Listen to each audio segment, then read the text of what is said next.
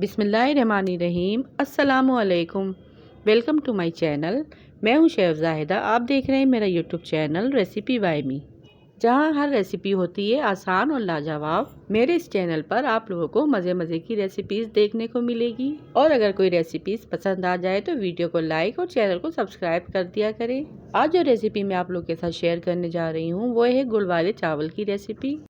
یہ ایک ٹریڈیشنل میٹھی اور بہت ہی آسان دیسی ریسیپی ہے۔ یہ ریسیپی بچوں ہوں یا بڑے دونوں کو پسند آتی ہے۔ کم انگریڈینٹس میں لاجواب ٹیسٹ دیتی ہے۔ سردیوں میں یہ گڑ والے چاول خاص سوغات ہے۔ تو چلے بناتے ہیں آج کے مزیدار گڑ والے چاول۔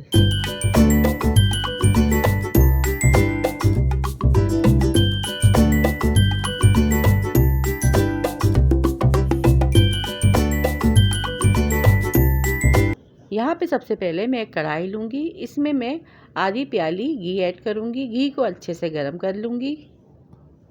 جب گھی اچھے سے میلٹ ہو جائے گا اور ہلکا سا گرم ہو جائے گا تو اس کے اندر 1 ٹیبل اسپون سونف اور 2 دالچینی کے ٹکڑے، 4 سفید الائچی اور 4 لونگ ایڈ کر کے اسے ہلکا سا کڑکڑا لیں گے۔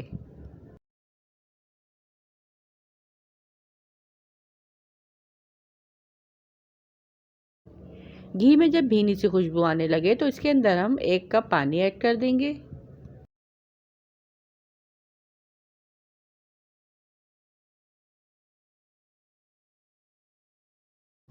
10 سے 12 منٹ پانی کو پکائیں گے۔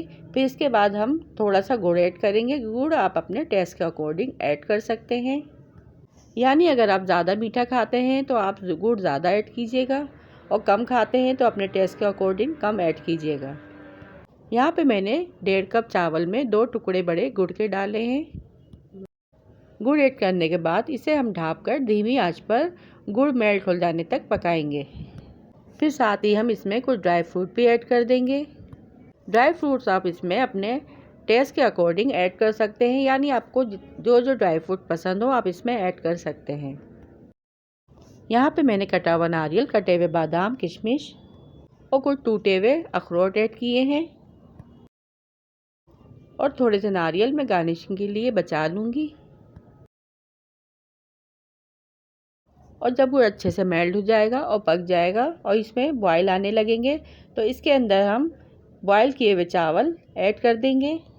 یہاں پہ میں نے 1.5 پاؤ چاول سیلا لیے تھے، جسے میں نے 2 گھنٹے کے لیے بھگو دیا تھا۔ پھر اسے بوائل کر کے میں نے چھلنے میں نکال لیا تھا۔ چاول ایڈ کرنے کے بعد چاشنی میں سے اچھی طرح سے مکس کریں گے۔ یاد رہے چاول یہاں پہ ہمیں کچے نہیں رہنے دینا، یعنی فل ہمیں پکا لینا ہے۔ ویسے عام طور پر ہم بریانی کے لیے 1 کڑی رہنے دیتے ہیں، لیکن یہاں پہ ہمیں فل پکا لینا ہے چاولوں کو۔ چاولوں کو مکس کریں گے اور دھیمی آنچ پر اسے 5 سے 10 منٹ پکنے کے لیے چھوڑ دیں گے۔ اور یہ دیکھیے 10 منٹ کے بعد چاول یہاں پہ ہمارے زبردست سے بن کے تیار ہیں، اور کتنے کھلے کھلے بن کر تیار ہوئے ہیں۔ یہ گڑ والے چاول ذائقے میں اتنے لاجواب اور کھانے میں تو اتنے ٹیسٹی ہوتے ہیں کہ جو میٹھا نہیں کھاتے وہ بھی اسے شوق سے کھائیں گے۔ یہ خوشبو والے چاول جب آپ اپنے گھر میں بنائیں گے تو سب کو بہت ہی پسند آئیں گے۔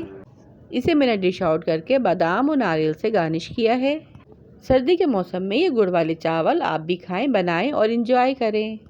تو یہ تھی میری آج کی میٹھے میں بہت ہی زبردست بننے والی ریسیپی۔